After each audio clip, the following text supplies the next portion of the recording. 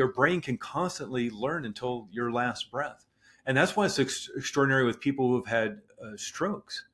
And, if it's affected a part of the brain for speech, which is oftentimes the left side of the Right. brain, another part of the brain will take over. It may Yeah, it's take a little amazing. bit Yeah. to, speech therapy and things like this, but if that part of the brain has literally does not work anymore, has died, and blood flow does not go there anymore, another part of the brain will take over speech. It's Yeah. extraordinary what the brain It's will do. incredible. Yeah. It really is. It's amazing.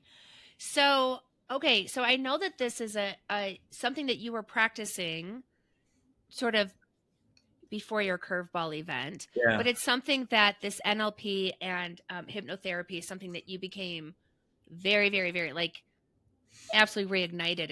It seems like around it. So, talk to me a little bit about. Tell me about your curveball. Craig Meriwether, welcome to Curveball. I am Hey, so excited to welcome you all the way from Flagstaff, Arizona, right to Denver, Colorado. So it's like we're practically, well, we're yeah, sort we're of like, neighbors. we're close together. Yeah, exactly. We are neighbors. So, Craig, why don't you tell me a little bit? He has the most interesting job, which I cannot Okay. wait to learn more about. Tell me a little bit about who you work with and how you help and what you do. Sure. Well, thanks, Heather, for inviting me onto the show. I've been looking forward to Yes. this for a while now. And I am a hypnotherapist. And Ooh, what I do is help people deal with the hurt and pain they may have in their lives. It could be, dealing with chronic anxiety or anger or overwhelm, or right. it may be issues around even physical pain. Who I help is anybody who's interested in making those big changes to turn their life around. And what's interesting about this methodology, these techniques of therapeutic hypnosis, is Dr. Irving Kirsch calls it a non-deceptive placebo. Meaning, of course, we've all, Hmm. heard of placebos in I every love that. single medical and scientific study that's published in a peer-reviewed medical or scientific journal. Right.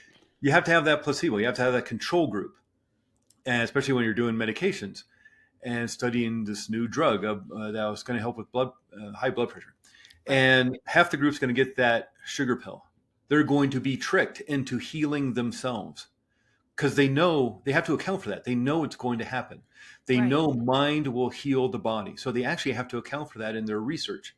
Even in surgery, they've done, you can go on the internet and look up like that knee surgery trial that went on, I think, a decade or so ago, and wanting to get his research, this knee surgeon wanting to get his research into a medical journal, you have to have a placebo. So he literally did fake surgery on people, and they got better as well as the people who received surgery on their knees.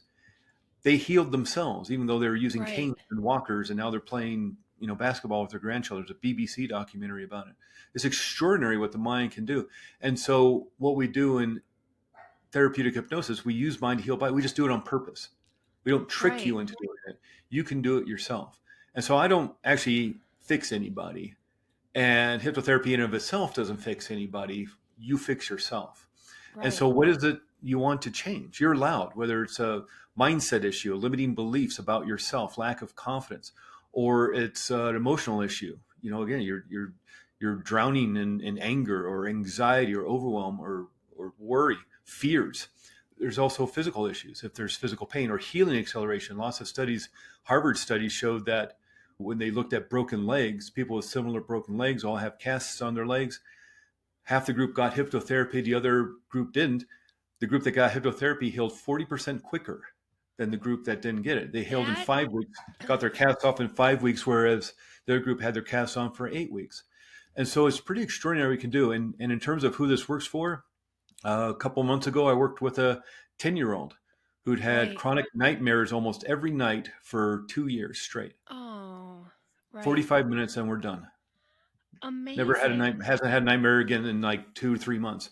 I worked with a 77-year-old a couple weeks ago. So this works, Right.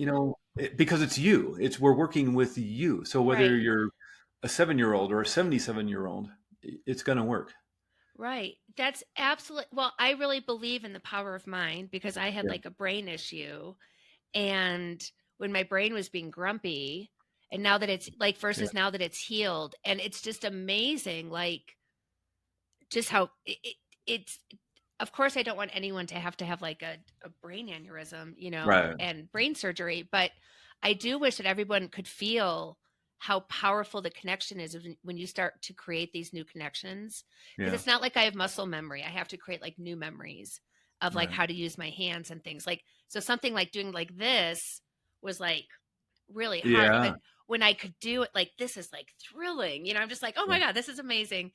But like seeing my brain doing it, what it would try to Mm. do, like it was like trying so hard, and then I can finally do it again.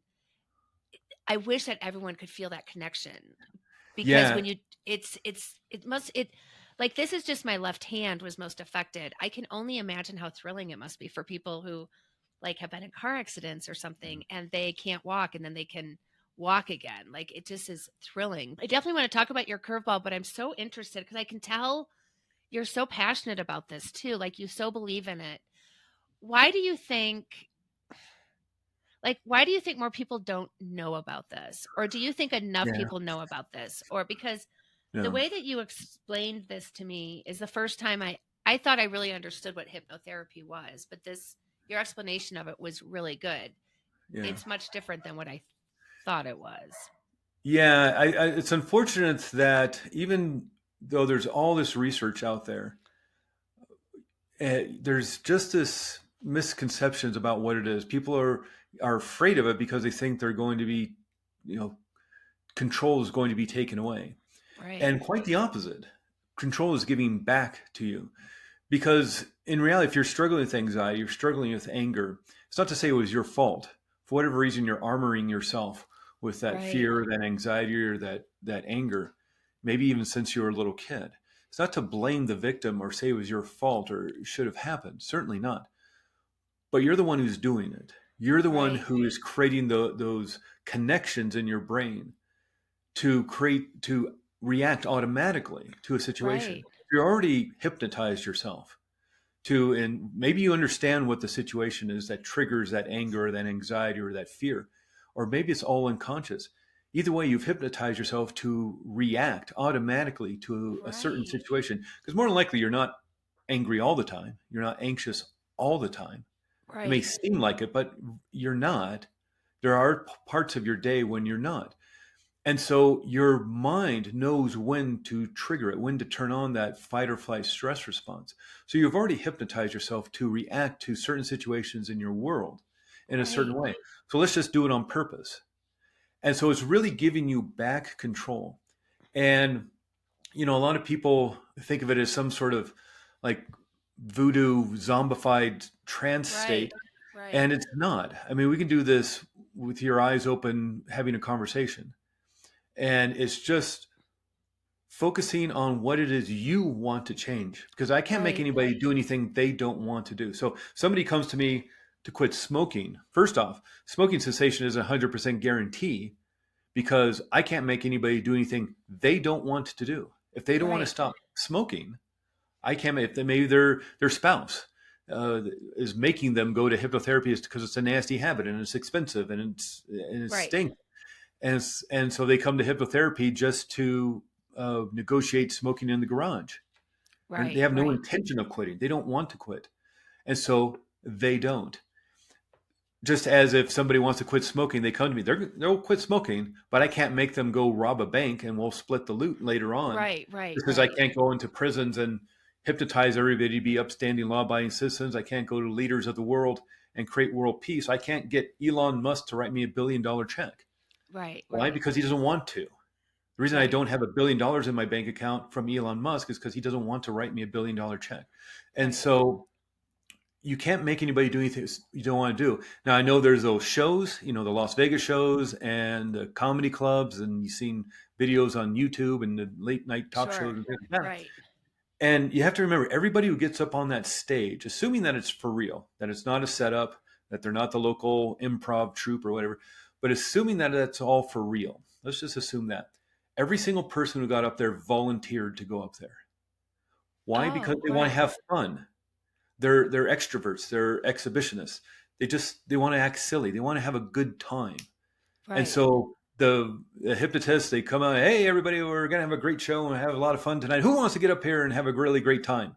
A bunch Right. of people raise their hands, and they're not going to like pick the person who's kind of halfway raising their hand or whose friends are who, him, them, make them go up Right. there. No, Right. he's not going Right. to pick those people. He's going to pick the people who are really excited to be up there. They're jumping up and down and waving their hands. And they go up there and do you want to go into hypnosis and have a really fun time? Yes. And so they dance like Michael Jackson. They sing like Right. Elvis Presley and they quack like a duck Yeah. and everything because I don't want to. And I'm sure maybe Heather, you don't want to. And probably a lot of your listeners don't want to either. But Right. there are some people who do. I don't know I think why, I would but want they do. to. Oh, Yes. well, there you I go. think And I then would you want probably to. have a great Yes. time. And you have a funny video to put on TikTok Yeah. and That's Instagram and amazing. hopefully Yeah. go viral and all that stuff. So you can't make anybody do anything they don't want to do. In fact, there's people who will go up there on those shows just like a heckler. People will go to a comedy club just to heckle the comedian, just to be Right. part of the show. Well, they want to Right. trick the hypnotist. Oh, I'll show them they can't make me go into hypnosis. And so part of the show is there's a kind of an introductory trance state he puts them in. I was like, I want everybody to put their hands together and pretend they're glued shut. Pretend your hands are super glued together. You can't pull them apart. Just try to pull them apart. And everybody's like, ugh. And there's that one person who does this and pulls their Right. hands apart. They're off the stage because they're Right. not going to be a good candidate for a fun show. These people paid great money, big money Right. to be at this show, especially in That Vegas. is so interesting. And so the hypnotist, he or she are going to pick somebody who's going to be a good candidate to have a Right. fun show. And so imagine if you want to heal. The big problem with this, because of those misconceptions and maybe just not really understanding what it's about, we're usually the last on the list of help. The help list, Right. the 911 list, we're usually last. We get people who have been to the doctors, who have been going to talk therapy for years, who have Right. had this chronic pain for a decade, and the MRIs and the X-rays and the physical therapy. Nobody can figure out what the problem is. Right. Right. And so, I would work with somebody a couple months ago and didn't even tell me they had chronic hip pain. We're working on something else.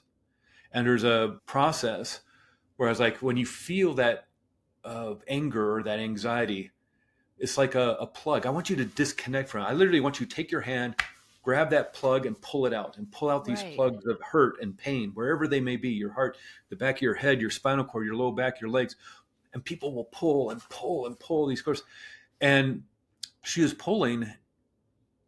And a couple of days later, I emailed her to check up, just say, hey, how are you doing? How are things going? She says, oh, all my hip pain is gone because she pulled out the Amazing. plug from her hip. And she actually had to ask her ancestors and angel and things to come, and and I had no idea. I had no idea she was doing that. I had no idea she was having trouble removing the plug. I had no Right. idea she had like 20 years of hip pain, and she just Amazing. unplugged this thing from her hip, real, unreal, imagined, I don't know, and no Right. more hip pain. It's That's extraordinary what you incredible. can do. Yeah. Yeah. I just think the brain is absolutely the most amazing thing. I Yeah. read this really good book called Mind Over Medicine, actually, which is just how do you it was just so helpful because you Yeah. really can we do have everything we need to heal ourselves. That's what I'm convinced.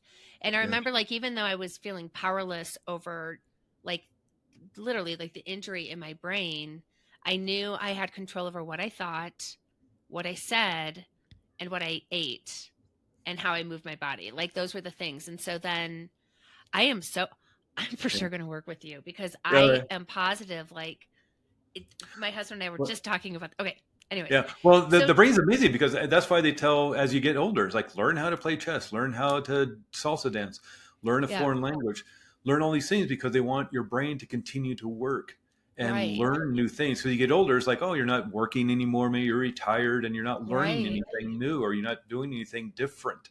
And so right, learn new things. Your brain can constantly learn until your last breath. And that's why it's extraordinary with people who have had strokes. And if it's affected a part of the brain for speech, which is oftentimes the left side of the right. brain, another part of the brain will take over.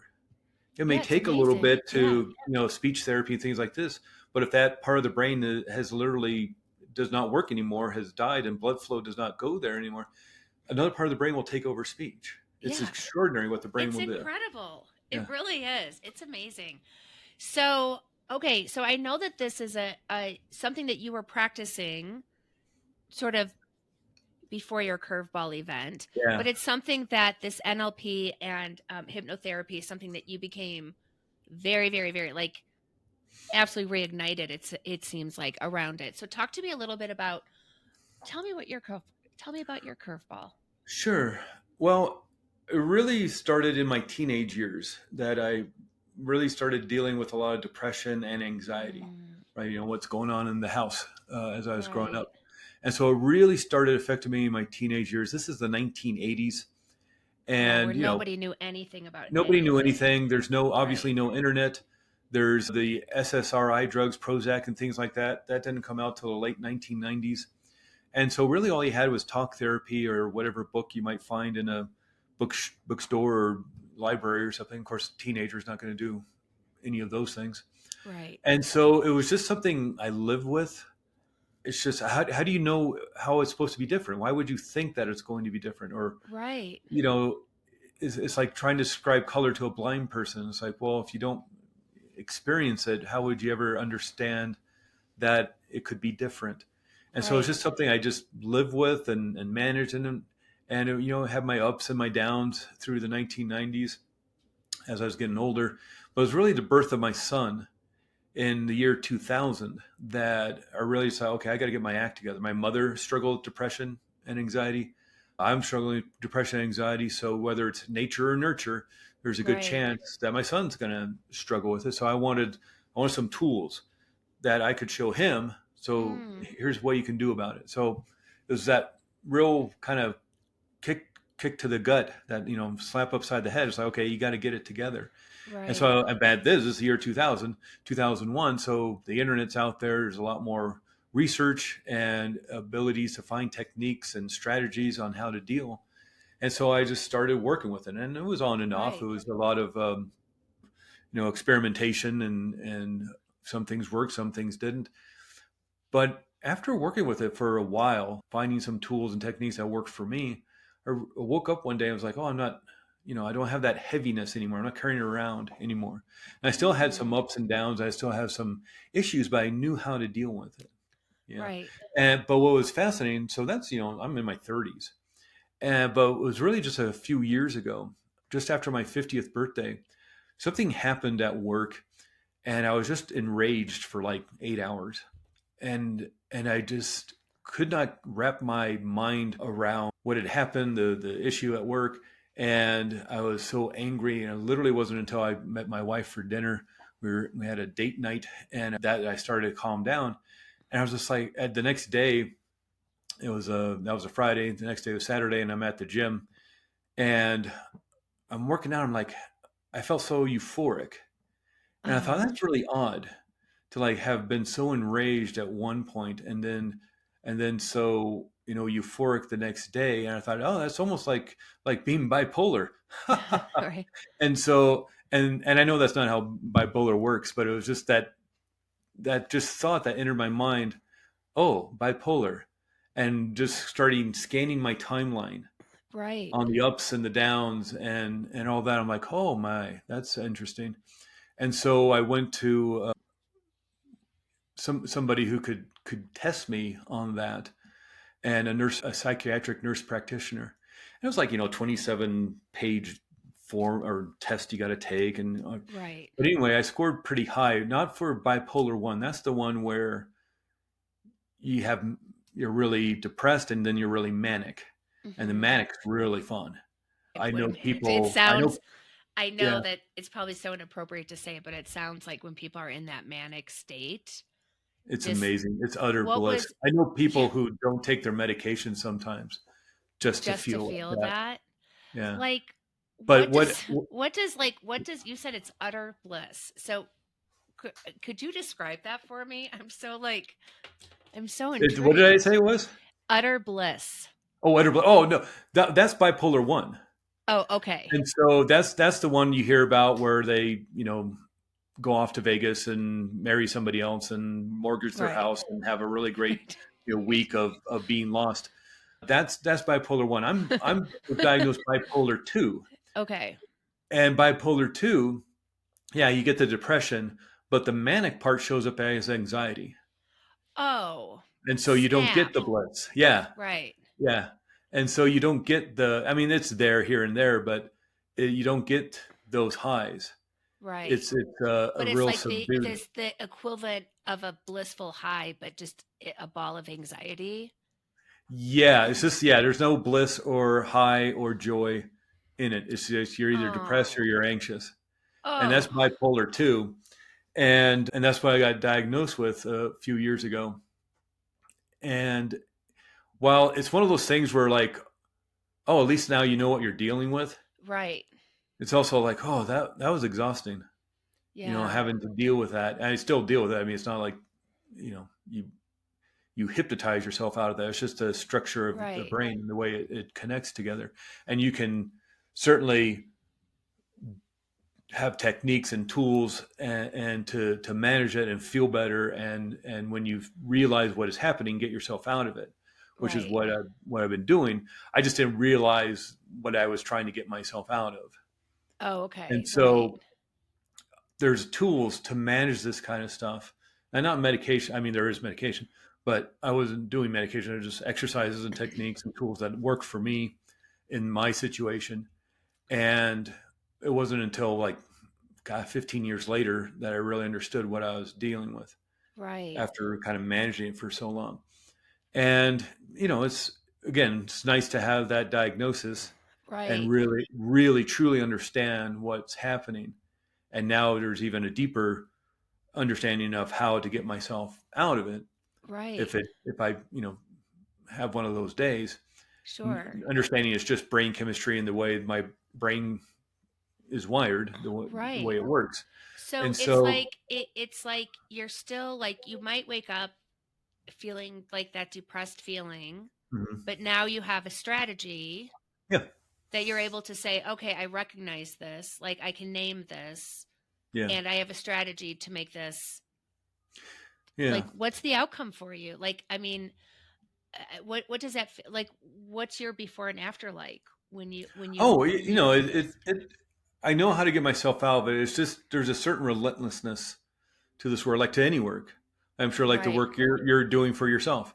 It's not that you just do it once or twice. It's like not like Right. you go to the gym once or twice and work with a personal trainer, and all of a sudden you're ripped for the rest of your life. Just like going to martial arts. Just because Right. you got a black belt doesn't mean you stop training. Now you got to Right. keep training Exactly. every day. Right. And same with this. It's just like with anybody, not just because I'm dealing with my situation. It's like anybody. You want joy and happiness and confidence, you can have it. But like Right. anything, is what you practice, you get better at. Right. And there's a certain relentlessness to joy. The Dalai Lama still meditates every day. Sure. Right. The guy's 90 Yeah. years old, Yeah. and if you look at his situation, yeah, you read his books. He talks about the anger and the despair and sorrow. That's a normal human reaction to tragedy. What's going on in Tibet for him, let alone the rest of the world. And the Chinese government is still bulldozing down his monasteries to build roads Right. and new buildings, and probably mostly to give him the middle finger. They're still, like, arresting his monks, torturing his monks. And of course, that's going to cause despair and sorrow. He's a human being. He's going to feel that, but Right. he doesn't want that to be who he is. And so every day he practices loving kindness and compassion. 90 years old, he's still Right. practicing. And look at his life. He's not married. He doesn't have any kids. He doesn't have Right. a lot of the life challenges that all of us have. Or but and granted, he still has great responsibility, but he has a staff to help him manage all of that Right. stuff. And yet he's still doing the work. He's still Right. doing the practice. Look at anybody, Tony Robbins. There's just that documentary about him that came out a few years ago. I'm Not Your Guru on Netflix. It's pretty Right. interesting if you like that kind of thing, but it just shows him during one of those week long events that he does. But it shows him before. And it's like he's doing the work. He's doing Right. his physical work. He's jumping on a little trampoline for his adrenal glands. He's doing his meditative work. He's doing the cold plunge. And then before he goes out on stage, he puts himself in state. Guy's been Right. doing this since the early 1980s, 40 years, I know, and like yet I he still think puts about when I himself in used to state. babysit and he would be on late night, Yeah. first selling credit cards, I remember. And Yeah. then and I just remember thinking like, what is this self-help? Like I just think Yeah. about him now, like how much conviction he must have had in what he knew, because nobody was talking about. I mean, I just Well, he's one of the first he ones who was so far ahead really, of his time. yeah, he's the first one who really took all that new neuro-linguistic programming information Right. and really brought it to the masses, brought it to the common people, because it was all Interesting. academic. That was started by Richard Bandler and John Grinder.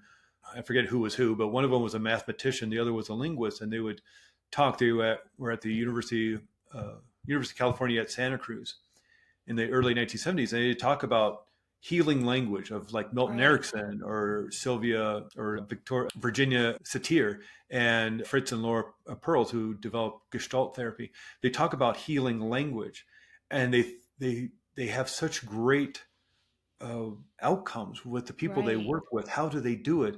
And so they said, well, let's codify it.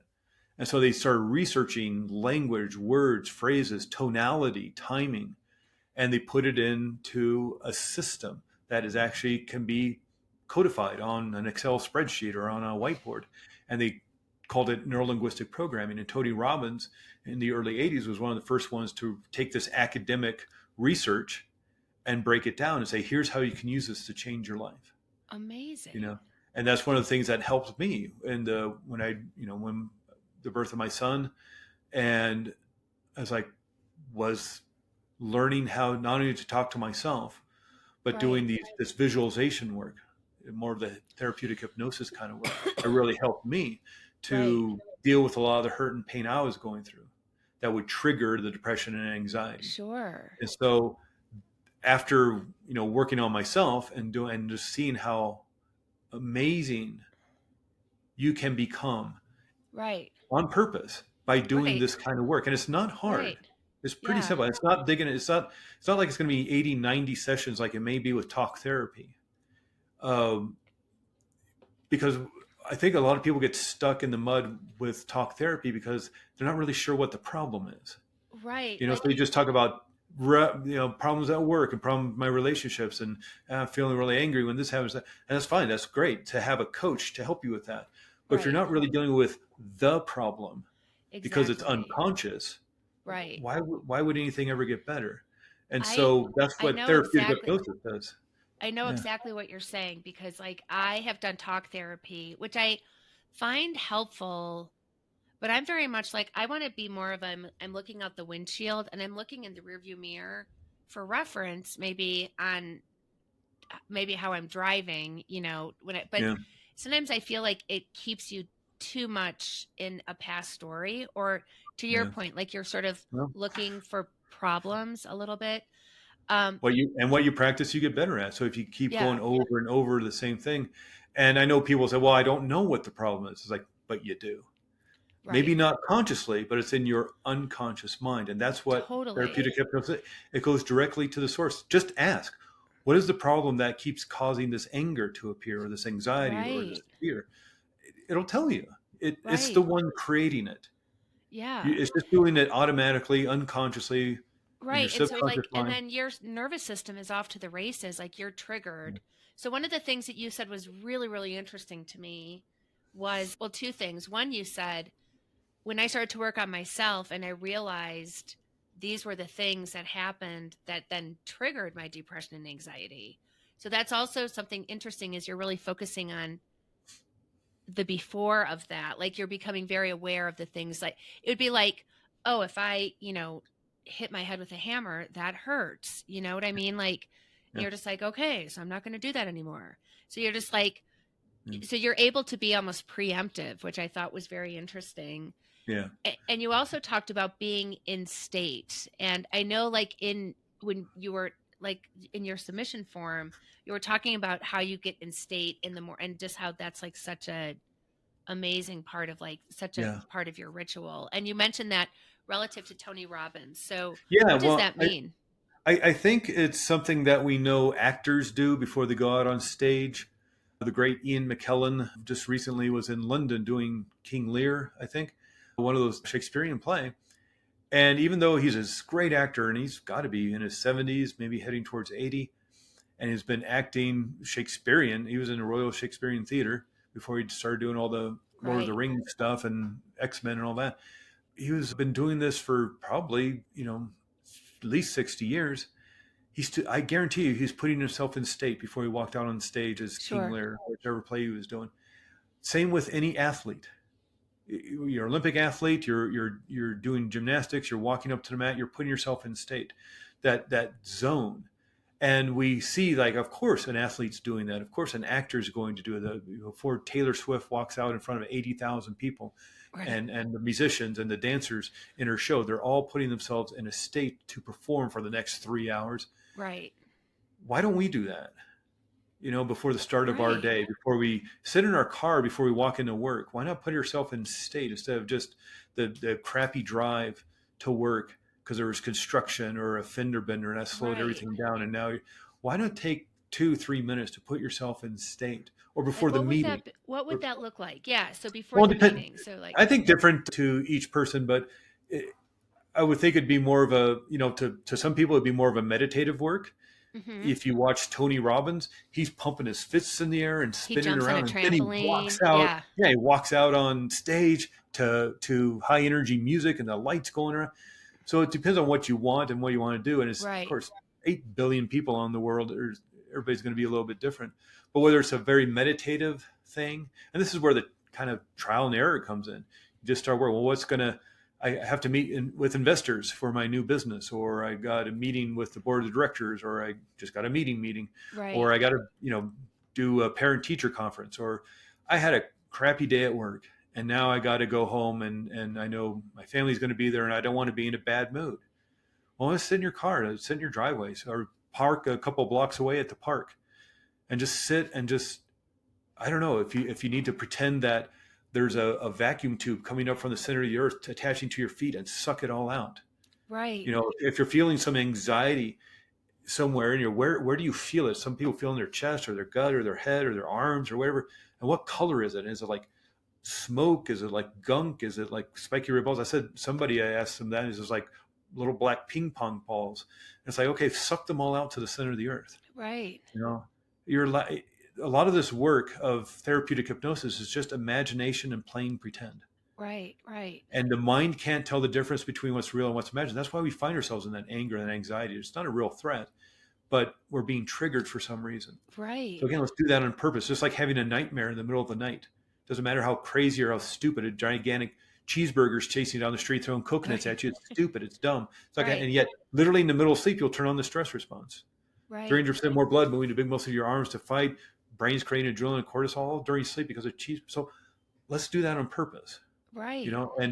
and do it for your healing. Again, this is like Dr. Irving Kerr said, it's a non-deceptive placebo. You can change not only how you feel in your body, but healing within your body through mind Right. alone, through thought. So let's change your thoughts. And I Incredible. know that that's Oh a my big, gosh, big thing. let's That could like be a that whole just nother 3-hour conversation, but it's yeah. pretty extraordinary what you're allowed to do. It's just nobody ever Right. told you could do that. And I think we I get really the like that. impression that we have to look outside of ourselves. Sometimes we do. If I'm in a car accident, take me to the emergency room. If Right. my appendix is about to burst, yeah, take me to a surgeon to take my appendix out. But a lot of this stuff, especially with the emotional stuff, we feel we have to look outside ourselves to have somebody else tell us what's wrong. Right. And that's unfortunate. That's a kind of came from Sigmund Freud. And really quickly, because I know we're running up against time, but Sigmund Freud was a hypnotherapist, Right. and he was studying hypnotherapy in the Oh, late I mean I 1800s. said right, but I did not Yeah, know that. I honestly did yeah. not know that. That's so interesting. There's two schools of hypnotherapy in Vienna, and he was at one of them. And he wasn't. He, Sigmund Freud had a speech impediment, and so as you can imagine, a hypnotherapy session, there's inductions and there's deepenings, and then there's maybe some sort of visual guidance to help them release what they're going through, or maybe some sort of regression back to childhood, and then of course counting the people out and making sure they're okay and all this kind of stuff. There's a lot of talking from the Right. hypnotherapist. So if you have a speech impediment, it's not going to go very well. He's also kind of annoyed that people would go into a hypnotherapist office with a problem and walk out without the problem. Hmm. And he He's wanted to like, dig that's in not good for deeper. business. Not good for business. Yeah. And he wanted to dive into the shadow, into the darkness of it all, hmm and find out more about it. And so he developed, analytical psychology. He literally called it talk therapy, and just have the people talk about their problems. And what he said about it was, this is not a poor man's therapy, because it'll take hundreds and hundreds of hours to get through this. And like you just say, yeah, it's great for the therapist. Right. And while he was doing this, while he's developing this foundation of analytical psychology, he was high on cocaine. He was a cocaine addict. And so when you like start scratching your head, it's like, Yeah. oh, Oh, and okay. that's not to disparage talk therapists, especially if any of Right. your listeners are. It's very healing. It's very Right. helpful. Very, very Yes. helpful. I do been doing it myself here and there over the years, especially for relationships and Same. things about Yep. like you feel stuck in your career. It's always great to have a coach, a second pair of eyes. Every Olympic gold medal athlete has a coach. Right. Every professional athlete has a coach. Every musician, dancer, everybody has a coach. So yeah, have a coach. But it's just when you're getting to 2 years and 3 years and you're still talking about the same thing, Right. wondering if that's as helpful as it could be.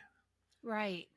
Like I think about grief too, like grief being something that can process, but then my mom died 2 years ago, and it's interesting that some of my siblings are still like really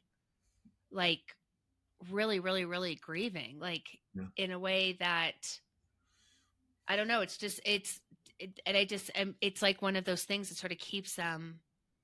I don't know. It's just they're suffering, I think, a little bit, Yeah. and they don't need to be suffering. Like Yeah. I also Yeah. think, like, Grief, my grief is a hard relationship one with my too. mom, like, of course I miss her, but like my relationship with her is just now different, you know. Yeah. Yeah. And grief's a hard one because that's a personal thing. And you certainly can and grieve the loss of somebody. It's when it starts affecting your life and your work, Right. and Yeah. you can't get out of bed, and it's been a few months, a few years. That's Right.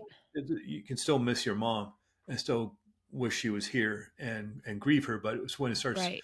affecting you on a big level like that maybe there's a problem. I know, like the talk therapy field, they and the psychologists, they have their DSM manual, the Oh, diagnostic right. Yeah. statistical Yeah. manual, and they're on the fifth edition or sixth edition or something like that. I know they keep switching on like how healthy it is to grieve for how long, but I just everybody's different. And if you had a Right. really close relationship with your mother, or your husband or your wife or whatever, it's just like, yeah, that might hurt for a little while, Right. and that's all right. You may want a little bit of help if it's Right. affecting, you know, like you're not getting out of bed and work is suffering Right. and your business is going under, and yeah, you might Right. want some help around that, but it's okay That's to a miss great somebody. perspective. Like I Yeah, think about Ram Dass, who's somebody who I really love. yeah, He and Timothy Leary, there's a really great documentary on Netflix with those guys. yeah, And I had no idea like their whole relationship. And when Timothy Leary was dying, like he was so sad, and he was just talking about grieving, and he's like, I know you just feel like you're in this like pit. He's like, but it's not bottomless. yeah, So eventually you will hit the bottom to go back up. And I just always thought that was such like a beautiful bittersweet, like such a bittersweet, yeah. but also like very real thing. So Craig, how can people learn more if they're just like, I want to be Yeah. therapized? I don't know. I Therapized. want to be, yeah. Well, the best How way do is they learn more about you? You're probably just to find amazing. me on the old internet. The name of my practice is Arizona Integrative Hypnotherapy. I'm in Flagstaff, Arizona. I know that's a mouthful. So Right. if you just Googled Flagstaff hypnosis, you'll see me come up. Okay. Arizona Wonderful. Integrative Hypnotherapy. I also have a test anxiety course. If you're struggling, whether you're a teenager or you're a 65-year-old wanting to become a real estate agent and haven't taken a test in 45 years, uh, it's all about this struggle some people have, the nervousness, the anxiety around tests and building up confidence, called ACE Any Test. That's a little easier to remember. You can Nice. email me from any one of those places. Wonderful. And can people be hypnotized virtually? Oh yeah, yeah. In fact, it Okay. works really You really don't have well. to be in Flagstaff, people. No. This is done around the world nowadays. That's why it's a little. I wish I had named it Arizona Integrated Hypnotherapy, but it really came about during the COVID era. Everybody wanted to stay home, or was supposed to stay Right. home, and so all this went to Zoom. And what the research has come out over the last few years from the sociologists, they're looking at Zoom sessions, whether it's talk therapy or hypnotherapy or doctor's appointment or something like that. What they find is Zoom sessions work as well as in person. And there was even some research that showed that Zoom sessions work better than in person. Really? And that's because people feel More relaxed and comfortable. comfortable in their Yeah, I homes. would They feel safe imagine. in their homes. And if you live in Amazing. Denver or you live in New York or you live in Seattle, you don't have to drive across town on Friday afternoon in rush hour traffic. Right. You know, Yeah. yeah, it And makes get it in really convenient. state to get in state. Yeah, yeah, This yeah. has So, been this well, has been an absolute pleasure meeting thank you. you. I love learning more about hypnotherapy and just I feel so proud of our brains. Like I Yeah, love that's a I great way just to put it. love Yeah, like how perfect the design is. Like when I got yeah, my brain MRI and you can see like your eyeballs and like how and just everything how it's attached yeah, like you get to really see under the hood. I was like yeah. and It's how is pretty it so extraordinary. similar that they can like create surgery that then they do because we're all sort of generally made the same way. It's Well, yeah, just mind pretty blowing. extraordinary. Yeah, No pun intended. And I just want to thank you for really opening my mind to a whole new way of thinking about my brain and just a whole new modality that seems like it would just make such sense to add to anything that you're doing. Talk yeah, therapy, coaching, yoga, yeah. exercise, It's adjunct. It's adjunct therapy, just as well as, not instead of. And Oh, I it's a love great that. thing to add to your team. Yeah. All right. Thank you so much, Craig. Thank you, Heather.